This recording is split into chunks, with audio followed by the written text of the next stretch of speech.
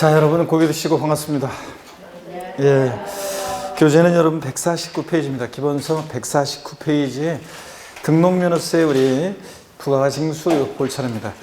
우리 등록면허세 중요한 또 과세표준 세율 이런 것도 배웠고요. 그 다음에 등록면허세 부가징수입니다. 먼저 등록면허세 부가징수 신고 및 납부를 보시면 등록면허세는 취득세처럼 납세 의무자가 세금 계산해서 계산된 세금을 신고하고 납부하는 그런 세금입니다. 그죠? 그럴 때 언제까지 신고할 것이냐. 일반적인 경우 양가로 1번을 보면 등록하려는 자는 과세 표준의 세율을 정해서 산출하는 세율. 여기가 포인트입니다. 등록하기 전까지요. 여기 포인트 밑줄. 등록하기 전까지 지자체장에게 신고하고 납부해야 한다. 밑줄이요. 그래서 등록하기 전까지 이게 포인트인데, 이거 등록하기 전까지에다가 여러분, 그 등록하기 전까지라는 게 뭐냐? 양가로 2번에 보니까 등록하기 전까지는 등기 등록의 신청서를 등록관서에 접수하는 날까지를 말합니다. 밑줄짝이요. 자, 그럼 등록면허세는 여러분요, 우리가 등록관청과 여러분들이 과세 주체를 혼동하시는 것 같아요. 등록면허세 과세 주체는 자, 지방자치단체인데 그 중에서도 도, 구, 특별자치도, 특별자치시가 과세 주체예요. 근데 등록관청이라는 것은 등록관서, 관청은 그 지자체 내에 자동차 등록 같은 것은 여러분 그 시청이나 구청에서 하죠. 그래서 이렇게 그 지자체 내부 부서가 될 수도 있지만 부동산 등기 같은 것은 어디다 합니까? 부동산 등기는 어디다 해요?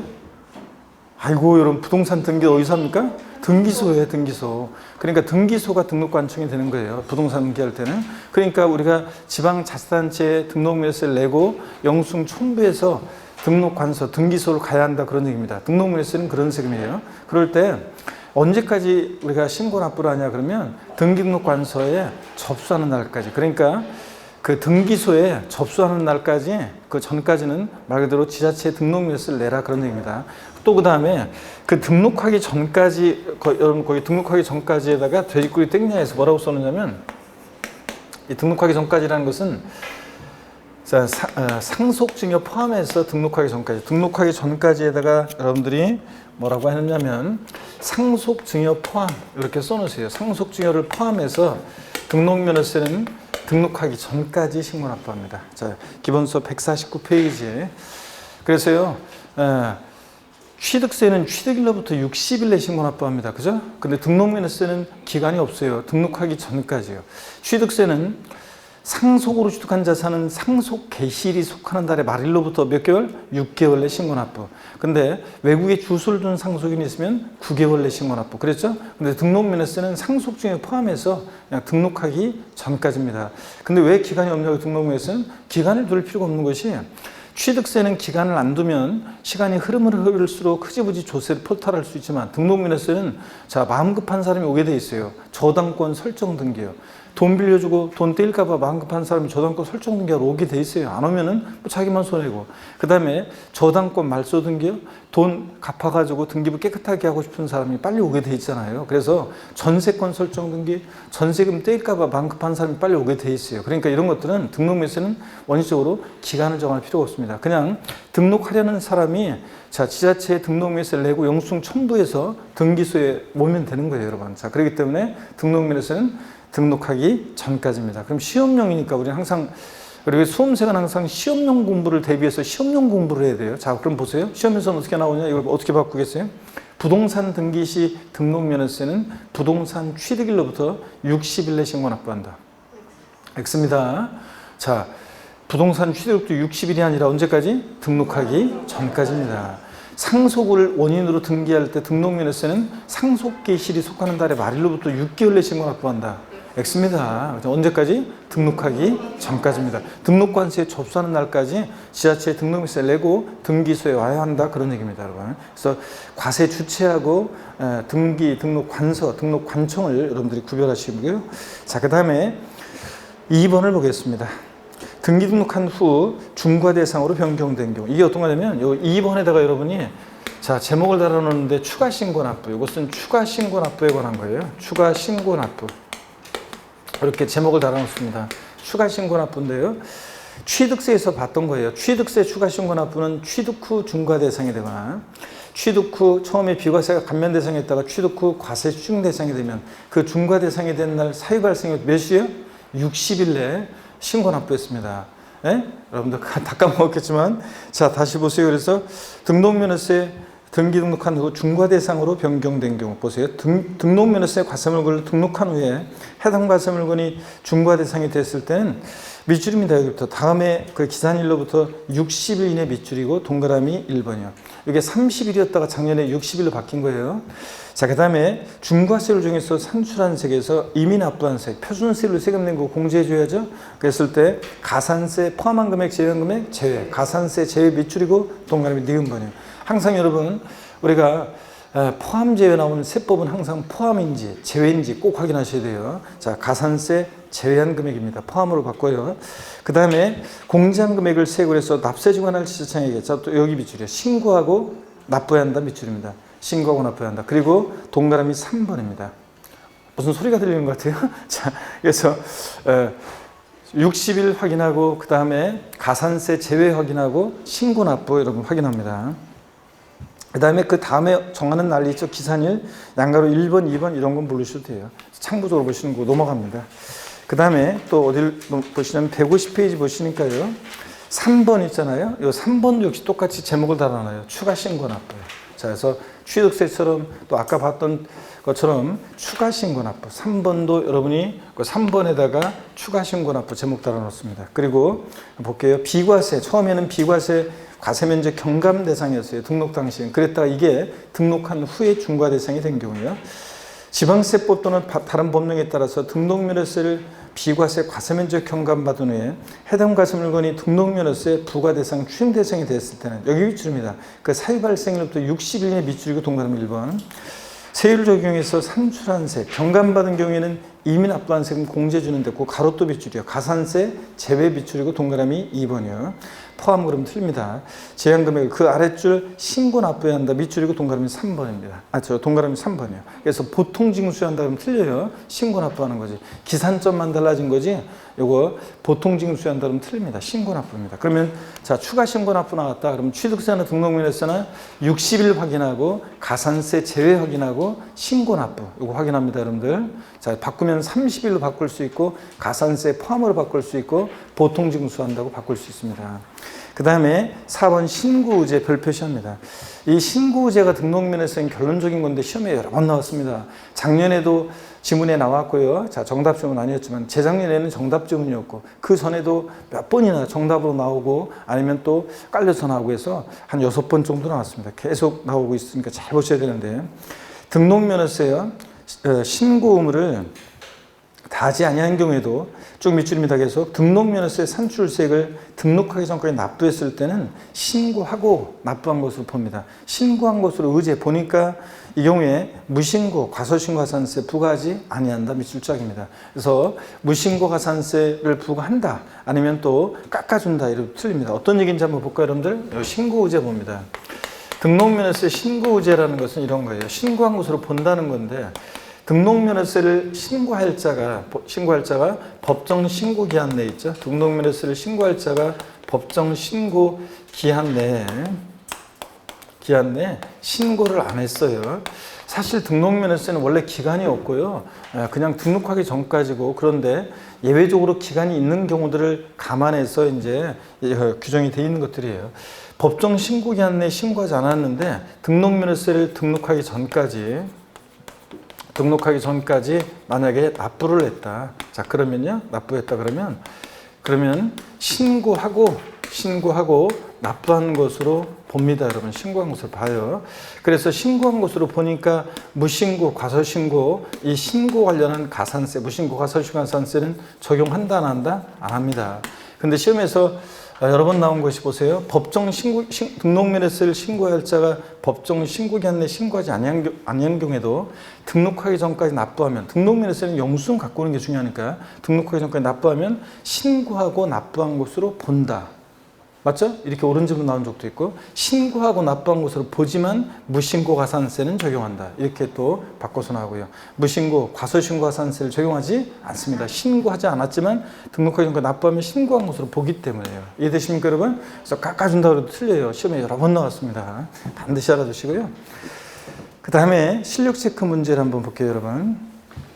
부동산 등기 등록면허세 신고 납부에 관한 설명으로 옳은 거였는데 1번 등록에 대한 등록면허세 신고 납부하는 경우에 납세지는 부동산 소유자의 주소지다 하는데 이 납세지도 시험에 여러 번 나왔습니다. 이 납세지도. 그래서 작년에도 납세지가 정답 지문이었고 희한하게 등록면허세는 납세지가 잘 나오는데 이따가 또 보겠지만 자, 지방세는 물건 소재지가 원칙이에요? 주소지가 원칙이에요? 물건 소재지. 부동산 취득할 때, 등록할 때, 보유할 때 부동산 소재지입니다. 취득세, 등록면허세, 재산세, 납세지는 그래서 부동산 소재지, 주소지 틀렸습니다.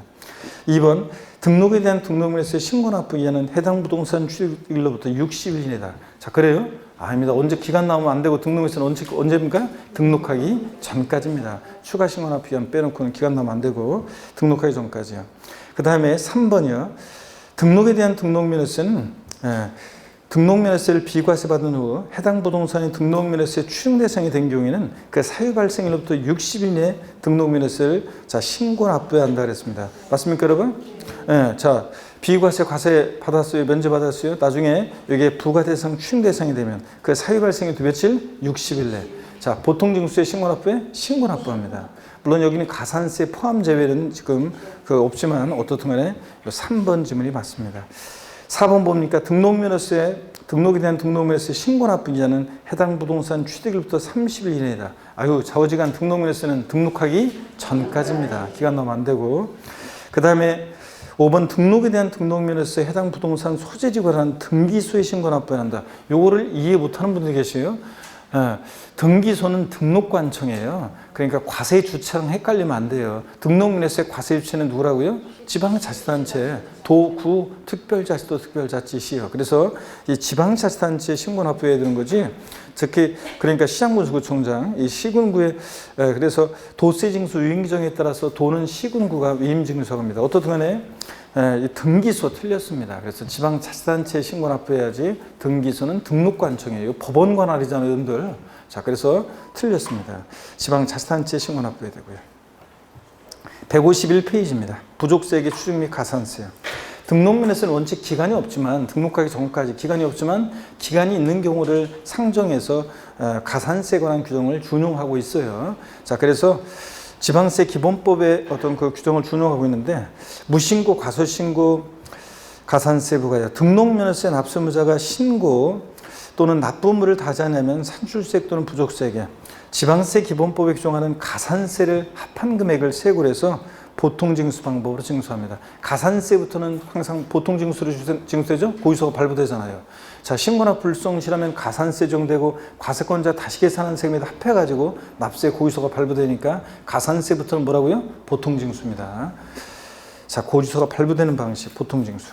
자, 어떻게 가산세 정되느냐? 똑같아요. 취득세나 등록면허세나 일반 가산세는 신고불성실 가산세, 신고기한 하루 딱 지났다. 그러면 의무위반의 정도에 따라 40, 20, 10% 깔고요. 그 다음에 납부지연 가산세 1일 0.02%, 즉 10만 분의 25로 적용돼요. 여기서 지금 납부지연 가산세 동그라미 1과 2를 합한 금액이라고 했는데 이 동그라미 2번은 3% 요거는 이렇게 되려고 개정이 되려고 하다가 개정이 안 됐죠. 그러니까 요거 납부지연 가산세 1일 0.02%, 10만 분의 25만 적용되는 거지. 요 3% 요거는 안가로 동그라미 2번 내용은 X 지워버립니다. 이거는. 자, 그래서 이거는 가산금 규정이 통합되려고 했다가 없어지려고 했다가 없어지지 않았기 때문에 가산금 규정이 종전처럼 있기 때문에 이거 지웁니다. X 해버립니다. 동그라미 2번은 X예요. 자, 그리고 1일 0.02%만 남겨놓습니다, 여러분들. 자, 그 다음에 넘어갑니다. 어디로 가시냐면 152페이지로 가시면 등록면허세 미납부 및 납부 부족액에 대한 통보 봅니다. 요거는 주로 나오면 작년에도 나왔고 그 전에도 예전에도 나왔었는데 한 2번 나왔는데 나오면 주로 바꿔서 나온 적이 없고 그냥 옳은 지문으로 주로 이렇게 나왔습니다. 한번 볼게요. 등기등록 관수의 장은요. 그러니까 등기소 같은 거라든가 그런 등기등록 관수의 장은 등기등록한 후에요. 등록면허세가 납부되지 않았거나 납부 부족액을 발견할 때는 밑줄입니다. 다음 달 언제요? 10일까지 납세지 관할하는 시장군수구청장에게 통보해야 한다는 거. 그래서 이것도 눈에 익혀둡니다. 이건 주로 옳은 지문으로 나왔어요. 주로.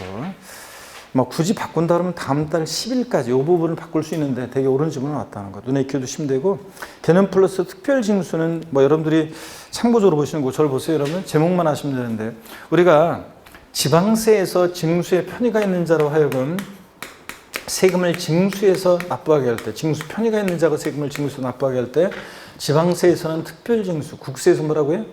국세에서 뭐라고 했어요? 원천징수 이렇게 얘기했습니다. 그럴 때 이 특별징수가 취득세나 등록면허세는 특별징수되는 경우가 있어요. 특허청장이 여기다가 있네. 특허청장이 우리가 등록면허세를 특별징수하는 경우가 있는데, 우리가요 특허청에 특허 출원했는데 그때 특허청장이 등록면허세를 특별징수해서 지자체 주는 경우가 있어요. 자, 그래서 등록면허세는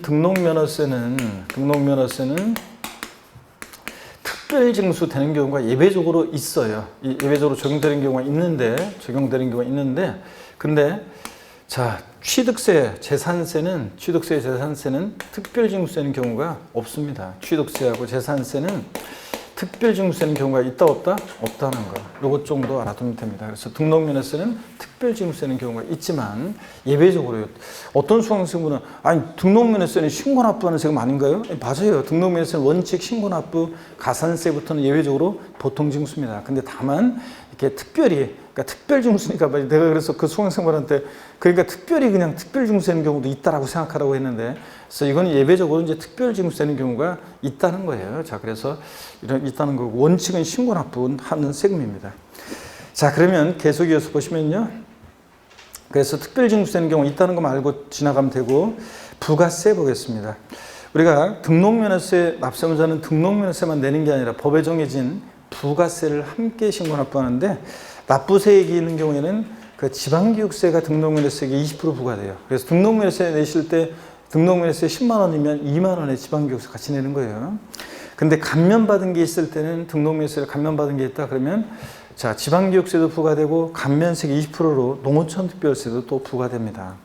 153페이지 최저세액이요. 이거는 우리가 상식처럼 알고 있어야죠. 우리가 여러 번 강조드렸습니다. 등록면허세는 등기등록 업무를 대행해 주면서 받는 수수료적 성격의 조세예요. 그러다 보니까 취득세 같은 면세점이나 재산세에 있는 소액징수 면제 규정 이런 게 없어요. 오히려 미출입니다. 부동산 등기 시 등록면허세 세액이 6,000원 미만이면 얼마요? 6,000원 징수합니다. 그래서 등록면허세 계산했더니 5,000, 요건 목소리가 커지는데 여러분들? 좋습니다. 확실히 알고 있다는 얘기인데 요건 목소리 갑자기 커지는 거 보니까. 그럼 그 전까지는 몰라서 대답을 안 하신 거구나, 여러분들이. 자, 등록면허세요. 세액 계산했더니 5,300원 계산됐다. 얼마 납부합니까? 6,000원 납부합니다. 그래서 시험에서 등록면허세 세액이 6,000원 미만인 경우에 등록면허세를 징수하지 아니한다. X입니다. 무조건 얼마 받아요? 6,000원 받습니다. 그 다음에 실력 체크 문제 또 한번 볼까요, 여러분들? 네. 지방세법상 등록면허세에 관한 설명으로 옳은 것은 그랬습니다. 1번이요. 부동산 등기에 대한 153페이지입니다. 153페이지 실력 체크 문제. 자, 부동산 등기에 대한 등록면허세 납세지는 부동산 소유자의 주소지다 그랬는데, 자, 역시 지방세는 물건 소재지죠? 부동산 소재지입니다. 부동산 소재지고. 시험에 여러 번 나왔어요. 납세지가. 2번 보니까 등록을 하려는 자가 신고를 다하지 않은 경우에 등록면허세 산출세액을 등록하기 전까지 납부했을 때는 신고하고 납부한 곳을 보지만 무신고 가산세가 부과된다. 그래요? 아닙니다. 신고한 곳으로 의지해 보기 때문에 무신고 과소신고가산세는 징수하지 않습니다, 여러분. 자, 그래서 2번 틀렸고요. 3번 상속으로 인한 소유권 이전 등기 세율은 부동산의 1,000분의 10으로 한다. 우리 등록면허세 세율, 소유권에 관한 등기 세율을 외웠어요. 소유권 보존 등기는 보8, 1,000분의 8, 보8. 법8로고도 짝퉁구도, 보8로고도 했잖아요, 보8.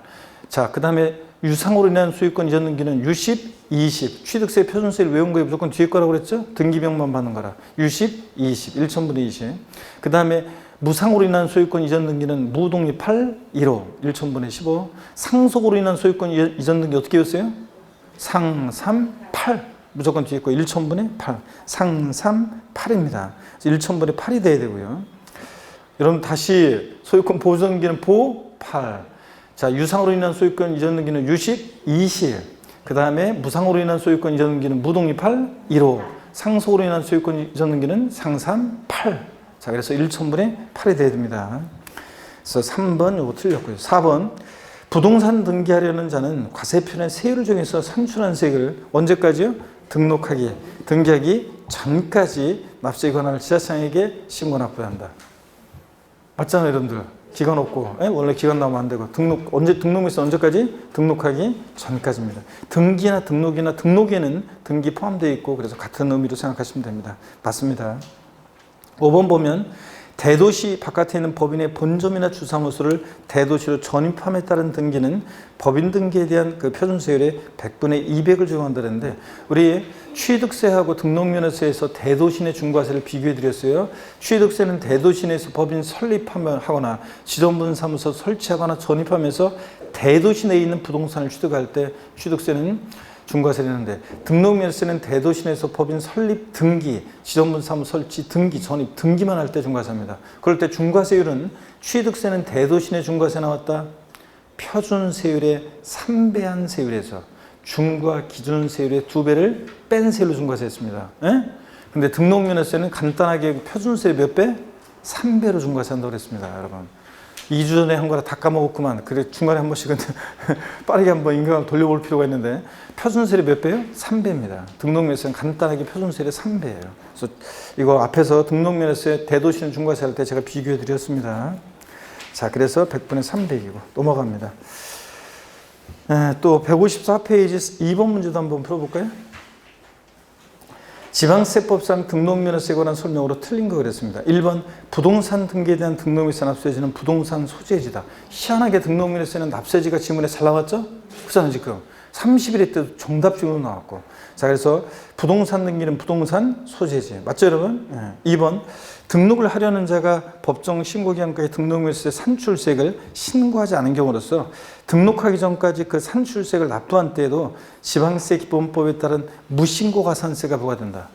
아니죠, 여러분들? 등록면허세 신고해야 되는데 신고 하지 않았어도 등록하기 전까지 납부하면 신고하고 납부한 것으로 보니까 무신고 과소신고가산세는 부과하지 않는다고 그랬습니다. 틀렸어요, 여러분? 2번? 그래서 이 신고 의제, 이것도 시험에 지금 기출문제 대충 보니까 여러 번 나왔죠? 31회 때 또 지문에 나왔었어요.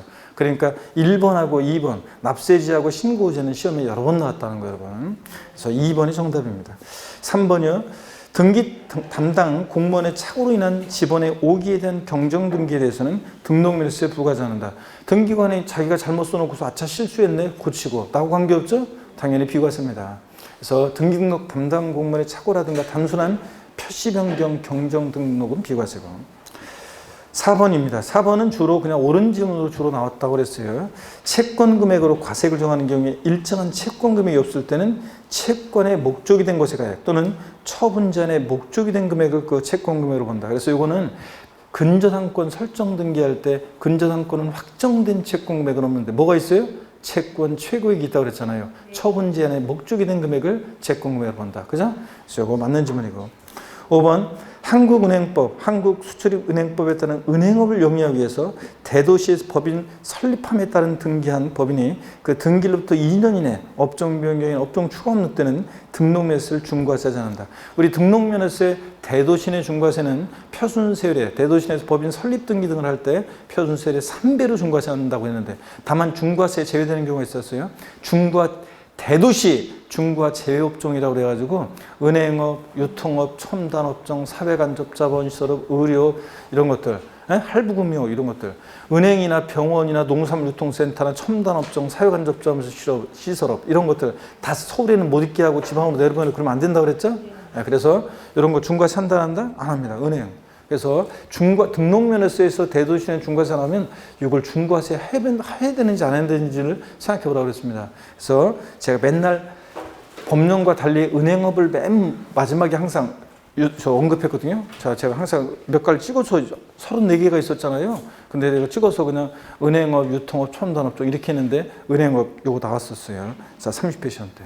그래서 수업만 잘 들어도 되잖아요, 그런 거. 은행업 중과세 한다, 안 한다? 안 합니다. 그래서 하여튼 정답은 2번이 정답이었습니다. 신고의제. 전통적으로 계속 나왔던 것이 나왔고요. 자, 넘어갑니다. 여러분들. 어디로 가시냐면 156페이지. 자, 3장 재산세입니다, 여러분. 자, 고기 한번 드시고요. 여러분들 스트레칭 한번 하고 보겠습니다. 목 운동부터. 아이고, 차. 반대로 돌리시고. 허리도 좌로 우로 돌립니다. 자, 기지개도 화끈하게 제끼시고 어깨도 돌리시고. 아이고, 좋습니다, 여러분들. 시간은 그냥 여러분들 가끔씩 이렇게 와서 얼굴 뵙는데 올 때마다 옷차림도 바뀌고, 그죠? 한 번씩 올 때마다 옷차림도 얇아지고 점점 그러면서 계절이 바뀌고 그렇습니다. 예? 예. 초록이 아주 그냥 초록이 막 일어나는 듯 했는데 지금은 그냥 초록이 산하에, 이 산하에 그냥 산과 이게 저기에 초록의 물결을 이루고 초록의 바다가 굽이쳐 흐르고 있습니다. 하여튼 금방금방 시간이 지나가네. 좀 있으면 이제 바로 이제 다음에 올 때는 이제 5월, 예? 자, 이제 철쭉 고운 5월이 이제 또 계속 또 펼쳐지고요. 예, 다음에 5월 달에는 어떻든 간에 5월 달에 와서 제가 할 때는 요약집으로 아마 할 건데, 요약집으로 하게 되면 바로 어디부터 시작하냐면 진도는 소득세 총설, 그래서 양도소득세 위주로 소득세 총설, 그래서 예, 부동산 임대업이라든가 그 관련한 그 부동산 관련 사업소득이라고 해서 아직 안 배웠던 건데 그것도 하고 이렇게 하면서 양도소득세를 또 처음부터 양도세를 집중적으로 처음부터 합니다. 그래서 어디부터 시작한다고요? 양도소득세부터, 소득세부터 진도가 시작됩니다. 조세 청문부터가 아니라. 그러니까 첫 주에 빠지면 안 돼요, 여러분들. 첫 주부터. 그래서 꼭 그때 나오시고요. 자, 재산세 한번 보도록 하겠습니다. 여러분 보시면 재산세는 부동산 보유 시부가 되는 대표적인 지방세인데 시험 문제는 한 3문제 정도가 거의 고정적으로 나오고 있습니다. 3문제 정도가. 그래서 한 문제는 종합 문제로 골고루 섞어서 주요 내용들을 섞어서 물어보고 또 그 다음에 박스형 문제 같은 것도 잘 나오고 재산세는 그렇습니다. 자, 어떤 간에 3문제 출제되는데 성격, 특징 가볍게 보고 과세 대상이요. 어떤 것을 보유할 때 재산세 부과되는지 과세 대상. 특히 여러분 재산세에서 보유할 때 토지를 보유할 때 토지 유형 구분하는 것이 자 중요하고 또 어렵습니다. 우리가 지방세에서는 취득세 세율 부분이 어렵고 그 다음에 이제 재산세 토지용 구분이 어렵습니다. 나머지는 자꾸 그냥 보면 되는 거예요. 아까 등록면허세 뭐 납세지라든가 신고의제라든가 이런 거 처음에만 낯설어서 신고의제가 이게 뭔가 그러지. 자꾸 보다 보면 이제 그런 것들 등록면허세를 신고할 자가 신고기한데 신고 안 했어도 등록하기 전까지 납부하면 신고하고 납부한 것을 본다. 그래서 무신고 과소시간세 적용한다 안 한다? 안 한다. 이런 거는 처음에만 낯설어서 이게 뭐지 그러지. 자꾸 몇 번 보다 보면 이제 그런 것들은 다 알게 됩니다. 그래서 다 골라낼 수 있게 되고요. 자, 그래서 나머지는 성의 문제예요. 본인이 자꾸 보면 강의를 빠지지 않고 듣고 자꾸 보면 그러면 맞추는 거고요. 뭐 고도의 이해를 요하는 것도 아니고 시험용 공부답게 이렇게 나오면 이렇게 맞춘다. 그렇게 뭐 어떻게 이제 문제 바꾸는지 대충 봤잖아요. 그래서 그거 대비해서 우리가 자꾸 봐서 포인트를 알고 있다가 지문 나오면 포인트가 어떤 건지 딱 염두에 두고 있다가 딱 보고 해서 틀렸는지 맞았는지 확인해서 답 골라내면 됩니다. 그러니까 나머지는 어려울 게 없어요. 지방세는. 근데 이 토지용 구분이 또 좀 어렵습니다. 잘 여러분들이 오늘 보셔야 될 거고요. 이 토지용 구분은 직접적으로 이제 출제되기도 하고 그러는데 간접적으로도 중요해요. 재산세라든가 종합부동산세하고 연결돼 있어 중요하다는 거. 자, 재산세 대상이 되는 토지는 모든 토지인데요. 자, 농지 1000평이 있고 나대지 1000평이 있고 공장용지 1000평이 있어요. 면적이 똑같다고 토지분 재산세, 농지나 나대지나 공장용지나 세금 똑같이 부과하면 돼요, 안 돼요? 안 되겠죠, 여러분들? 그래서 토지 이용 모습에 따라 토지 유형을 나눠요. 그랬을 때 별도 합산 대상 토지, 종합 합산 대상 토지, 분리 대상 토지 이런 식으로 토지 유형을 나누거든요. 그래서 이 토지가 어느 유형에 속하느냐 이거 골라내는 게 이제 중요하고요. 오늘 제가 또 강의를 드리겠습니다. 자세히 오늘 처음으로 자세히 배웁니다. 그 다음에 재산세 납세무자가 누가 되느냐. 올해 재산세 납세무자는 시험에 나온다 생각하시면 돼요. 그래서 납세무자 올해 나온다 생각하시면 되고 중요하고요. 그 다음에 세금 계산해야 되겠죠. 그래서 과세표준은 어떻게 결정되고 몇 프로 세율이 적용되는지 과세표준과 세율에 관한 거 있죠. 여기 작년에는 제가 재산세 과세표준과 세율은 무조건 시험에 나온다고 했는데 무조건 나왔어요. 자, 올해는 작년만큼은 아닌데 어떻든 간에 과세표준과 세율 역시 묶어서 한 문제 나올 수도 있고 따로따로 나올 수도 있고 종합문제 속에서 나올 수 있고 어떻든 간에 작년만큼은 아니지만 올해도 역시 과세표준과 세율 중요합니다. 자, 그래서 별표 3개고 재산세요. 세금 계산했으면 내야 되겠죠. 납세지를 어디로 할지. 재산세 또 보통징수하는 세금이죠. 우리가 재산세는 세무서가 왜 나와? 자, 세무공무원이 세금계산에서 납세 고지서를 발부해서 징수하는, 보통 징수를 징수하는 세금인데 그 어떻게 징수가 되는지 그 관련한 얘기. 요거는 독립화 문제로도 나오고 종합 문제 속에서 나오고 무조건 나옵니다. 이것도 단골로 매년 언급이 되고 있습니다. 그 다음에 어떤 경우에 재산세는 비과세 되느냐. 이 재산세 비과세는 이게 독립화 문제로 나오기도 하고 최근에 또 종합 문제 속에서 나오기도 하고 또 중요합니다. 잘 보셔야 되고. 그래서 이런 것들을 테마로 우리 재산세를 공부합니다, 여러분. 자, 그러면 교재 156페이지입니다. 156페이지. 못 보던 사이에 헤어스타일 바뀐 사람들도 몇 분 계시고. 자, 예? 뭐가요? 예? 어떻게 하냐고요? 나도 좀 바꿨으니까 좀 나도 알아달라는 그 얘기지 뭘. 서로 기브앤테이크. 서로 기브앤테이크를 해야지. 진짜. 그리고 또 그걸 왜 몰라? 또 여러분 뭐 엄청 다 제가 관심이 있으니까 다 알지, 여러분들. 자, 봅니다. 156페이지입니다. 재산세 보니까 총설이요. 의의는 그냥 읽어보는 거예요. 재산세는 재산, 토지, 건축물, 주택, 선박, 항공기 보유 사실에 대해 과세하는 대표적인 재산 보유세입니다. 나머지 얘기는 그냥 참고적인 얘기고. 재산세 특징을 보면, 자, 지방세고, 지방자치단체가 부과하는 그런 세금입니다. 특별히 지방자치단체 중에서도 시군구, 특별자치도, 특별자치, 시에서요. 특별자치도와 특별자치시는 11개 지방세 세금에 다 과세 유치가 되니까 이건 생략이고 그냥 시군구 이렇게 기억하시고, 다만 특별시 구의 경우는 특별시세금이 구세이다 그랬는데 참고적으로 알아두세요. 이건 뭐 중요한 게 아니라 참고적으로 여러분 보세요. 서울특별시 같은 특별시는 있잖아요. 서울특별시 같은 특별시는 여러 구들이 있는데 그 여러 구들의 지방재정 자립도가 같은 서울 하늘 아래에서도, 서울 같은 하늘 아래에서도 천차만별이에요. 그러다 보니까 지방재정 자립도 불균형 문제를 해소하기 위해서 우리가 서울특별시, 예를 들어서 뭐 노원구에 재산을 갖고 있다. 그 사람이 재산세 100을 내잖아요. 그러면 50%는 특별시세로 가고요. 특별시세로. 나머지 50%는 이것은 그 자치구세로 갑니다. 그래서 서울특별시가 50% 받아가지고 자기 지자체 수입으로 하는 게 아니라 여러 구들한테 골고루 배분해 줍니다. 자, 그래서 지방재정 자립 불균형 문제를 해소하기 위해서 서울특별시만 이렇게 특별히 특별시세와 구세로 이렇게 나눠지는 거예요. 자, 근데 누가 여러분한테 재산세 과세 주체 누구냐 그러면 시군구 이렇게 얘기하시면 됩니다. 자, 그 다음에 157페이지 봅니다, 여러분. 분할납부, 물납. 자, 지방세에서 물납과 분할납부가 모두 허용되는 세금을 골라라. 그럼 뭘 고르셔야 돼? 재산세 고르셔야 되고요. 분할납부, 물납 다 허용되고. 그 다음에 3번 물세 같은 건 참고적으로 말뜻만 이해하시면 돼요. 재산세 원칙적으로 물세예요. 그래서 건축물이나 주택 등을 보유할 때 동일한 시군구 하나 구역 내 주택이 2채 이상을 갖고 있어요. 그러더라도 주택별로 각각세 계산하는 거지 소유자별로 합산해서 계산하지 않습니다. 근데 다만 토지의 경우만 예외적으로 인세적 성격이 있어가지고 예를 들어서 상가토지 같은 것들은 동일한 시군구 하나 구역 내 갑이 A 상가토지와 B 상가토지를 갖고 있다. 그러면 그 상가토지 가격을 소유자별로 같은 유형의 토지 유형끼리 합산해서 과세해요. 자, 별도 합산은 별도끼리, 토지 종합합산 대상 토지는 종합합산 대상 토지끼리. 그래서 예외적으로 토지의 경우에 인세적 성격도 있다. 자, 그 다음에 응익세 이런 거 참고적으로 읽어보시고, 보통 징수하는 세금이죠. 그래서 세무공무원이 세금 계산에서 납세 고지서를 발부하고요.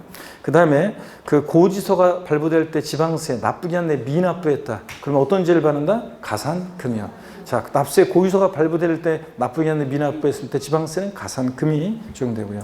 7번 소액징수면제 뒤에 또 나오지만 밑줄입니다.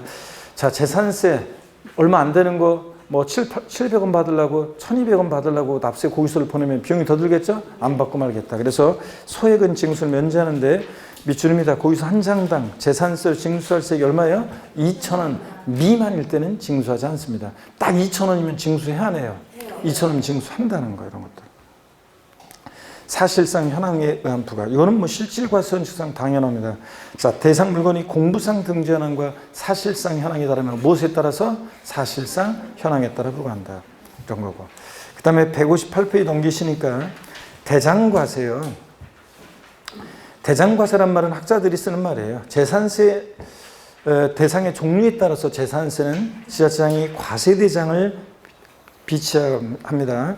자, 그리고 필요한 사항을 기재합니다. 그래서 재산세는 토지대장, 건축물대장 같은 대장이 있어요. 그래서 대장과세하는 주세다 학자들이 얘기합니다. 말뜻만 알면 되고요. 그 다음에 10번 보니까 재산세는 보유세다 보니까 전년도에 비해서 급격한 증가를 막기 위해서 세부담 상한에 관한 규정을 두고 있습니다. 뒤에 자세한 내용은 또 뒤에서 보고요. 그 다음에 제2절 재산세 납세의무자와 과세대상인데 별표 3개 합니다. 특히 제2절 납세의무자 중요하다고 그랬습니다. 시험에 나온다고. 누가 재산세 납세의무자가 될 것이냐 한번 봅니다. 자, 원칙적으로 재산세는요, 재산을 사실상 소유하는 자인데 양가로 1번 밑줄입니다. 재산세, 자, 과세 기준일 6월 1일 현재. 재산세는 항상 뭘 판단할 때 언제 기준으로 판단하면 과세 기준일 6월 1일 기준으로 판단합니다. 그래서 6월 1일 현재인데 시험에서는 납기 개시일 현재 이렇게 바꿀 수 있습니다. 아니고 과세 기준 현재. 밑줄이 또 재산을 사실상 소유하고 있는 자, 밑줄이요, 납세 의무자가 됩니다. 자, 실질과세원칙상 재산세는 등록을 이행하지 아니했어도 재산을 사실상 소유하는 자가 납세 의무자입니다. 밑줄이요. 자, 그 다음에 개념 플러스 과세 기준일에 6월 1일 날 양도 양수된 경우 납세 의무자 누가 되느냐 그랬는데 요거는 어떤 거냐면요. 자, 이런 얘기입니다. 한 번만 여러분 이해하시면 되는데 이따 뒤에 또 납세 의무자 자세히 하고서 봐야 되는데 일단 한번 살짝 보면 맛배기를 보여드릴게요. 갑과 을이 부동산을 이쪽에다 한번 제대로 한번 써볼까요? 갑과 을이 부동산을 매매합니다. 자, 그럼 보세요. 갑과 을이 부동산을 매매하는데 재산세 납세의무자요. 과세 기준을 6월 1일 기준으로 판단합니다. 자, 그랬을 때 6월 1일 이전에 잔금이 치러지잖아요. 그러면 6월 1일 이전에 잔금이 치러지면 재산세 납세의무자는 등기 안 됐어도 6월 1일 현재 재산을 사실상 소유하는 자가 납세의무자라고 그랬죠? 그러니까 매수인 을이 납세의무자가 됩니다. 근데 6월 1일 지나서 잔금이 치러져요? 자, 그러면 6월 1일 지나서 만약에 잔금이 치러졌다? 자, 그러면 6월 2일 날이라고 할까요? 자, 잔금이 치러졌어요. 그러면 누가 납세의무자가 되느냐? 그때는 매도인 갑이 납세의무자가 됩니다. 6월 1일 날 재산을 소유하고 있는 자는 매도인 갑이니까요. 그래서 똘똘한 주부들은 잔금 지급 시기가 4월달, 5월달 도래하면 연체료 무는 게 나은지 아니면 당연도 재산세, 종부세를 부담하는 게 나은지 따져봐가지고요. 차라리 연체료 무는 게 세금 내는 것보다 싸게 먹힌다, 보유세보다. 그러면은 연체료를 물고 잔금 지급 시기를 6월 1일 이후로 늦춥니다. 그러면 당연도 재산세를 부담하지 않습니다. 그러니까 사는 사람 입장에서는 잔금은 이렇게 6월 1일 지나서 치르면 좋습니다. 근데 하필이면 딱 보세요. 하필이면 딱 6월 1일 오전 12시에 만나서 잔금을 치렀어요. 그러면 이때는 당연도 재산세 납세의무자는 누가 되느냐는 건데 과세 기준일에 양도 양수가 있을 때는 누가 납세의무자다? 양수인이 납세의무자가 됩니다. 사는 사람이. 그러니까 당연도 재산세, 종부세를 부담하지 않으려면 사는 사람 입장에서는 6월 1일까지는 잔금 치르면 안 돼요. 6월 1일 지나서 6월 2일은 괜찮아요. 6월 2일 날 치르면 잔금을 치르면 재산세, 당연도, 종부세를 부담하지 않습니다, 여러분. 이해되십니까, 여러분? 이런 거. 자, 그래서 과세 기준일에 양도 양수가 있다. 그럼 누가 납세의무자다? 양수인. 사는 사람이 납세의무자라는 거.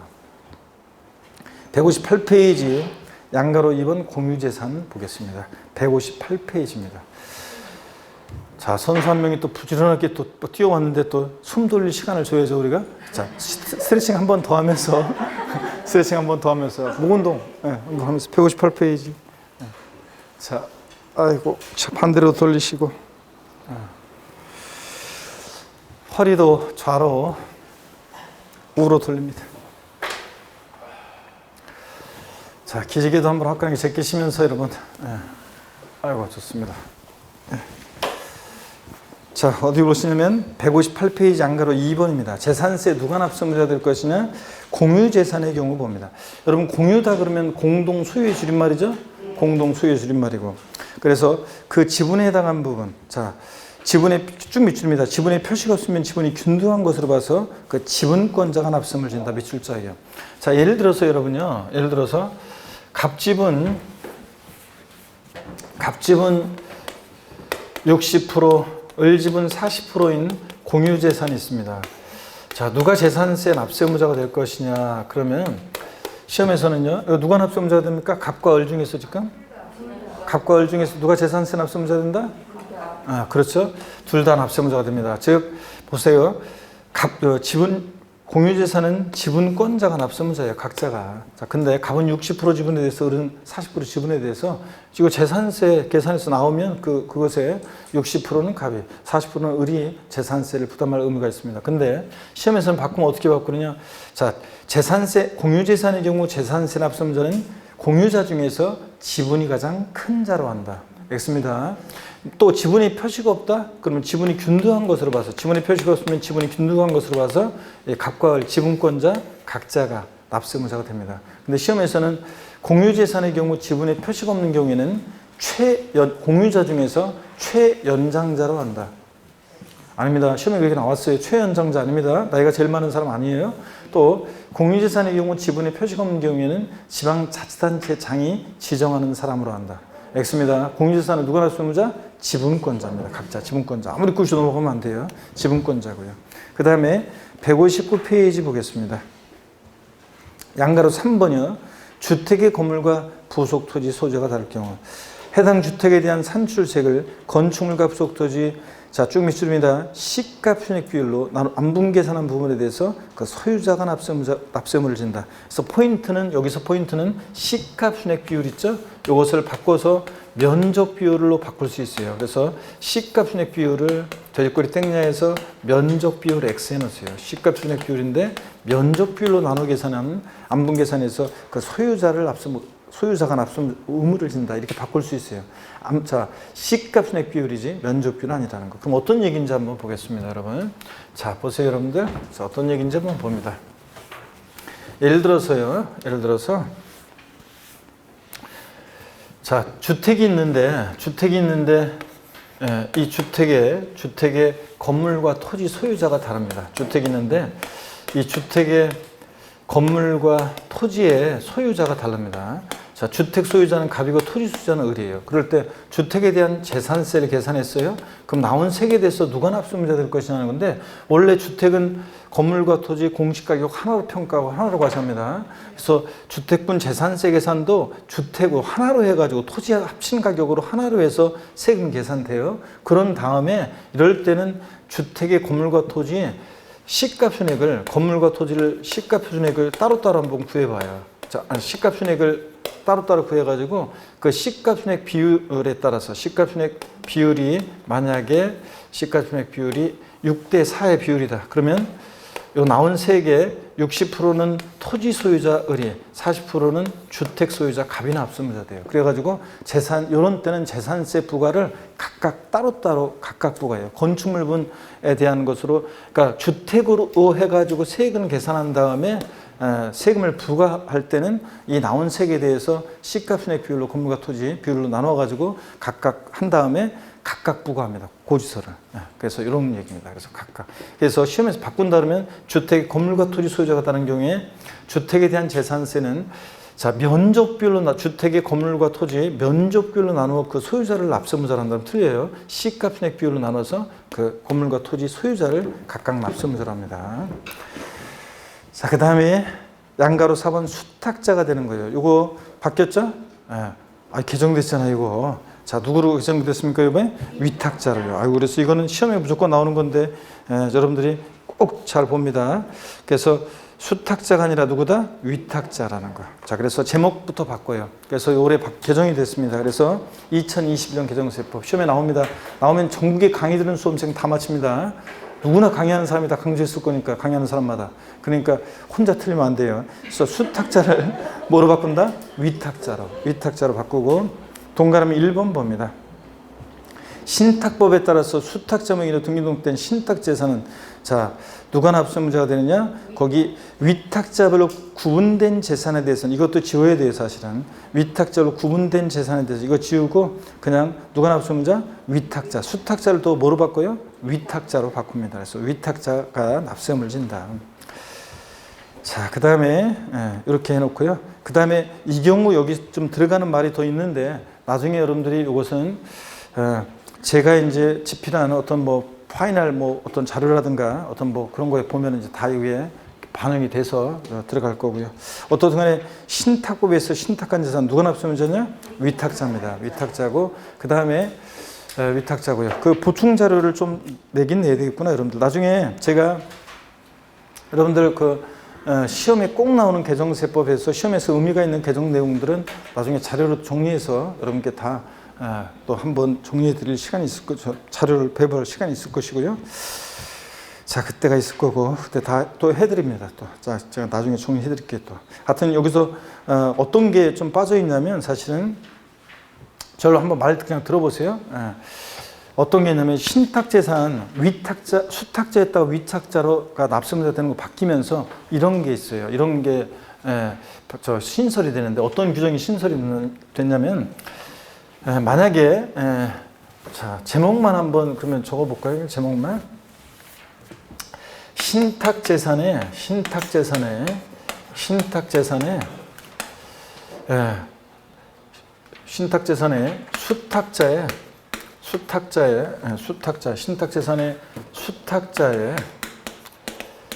물적 납세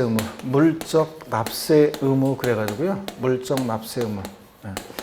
이거 무슨 얘기냐면 한번 얘기만 들어보세요. 제목만 적어놓고 만약에요 위탁자가 신탁재산 갖고서 만약에 세금을 못 내잖아요. 세금을 못 내. 그러면 재산세라든가 뭐 체납초음비라든가 세금을 못 내. 그러면 이 위탁자가 세금을 못 내면 이 수탁자가 자기가 수탁받은 그 신탁재산으로서 재산세 등을 납부할 의무를 집니다.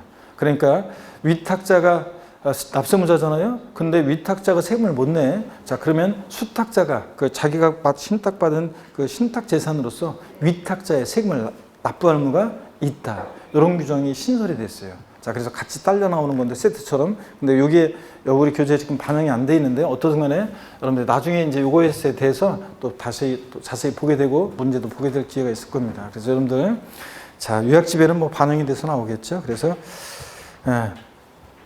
신탁법에 따라 신탁한 재산 위탁자 납세의무자고 또 위탁자가 세금을 못 내면 수탁자가 신탁재산으로서 재산세 등을 납부할 의무가 있다. 이렇게 알고 지나가시면 됩니다. 자, 그 다음에 거기 동그라미 2번 내용은 됐고요. 자, 그 다음에 실력 체크 문제 한번 보겠습니다. 다음 자료에 의하는 경우에 2021년 재산세 납세의무자로 오른 것은 그런데 매도인값 매수인 을 계약상 잔금지일이 2020년 5월 20일 등기 접수일이 6월 1일입니다. 그러면 누가 납세의무자예요? 자, 6월 1일 날 등기 안 됐어도 재산을 사실상 소유하는 자가 납세의무자입니다. 그러니까 6월 1일 날 사실상 소유하는 자는 누구예요? 매수인 을입니다. 그죠, 여러분들? 그러니까 매수인 을이 납세의무자가 됩니다. 넘어가시면 예외에서 이제 160페이지 재산세 과세일련제 다음에 해당하는 자는 사실상의 소유자 아니더라도 재산세 납부할 의무가 있다 그래가지고 이제 예외적으로 납세의무자가 쭉 나옵니다. 잠시 쉬었다가 여러분요 여기부터 본격적으로 또 재산세 납세의무자 이어서 보도록 하겠습니다.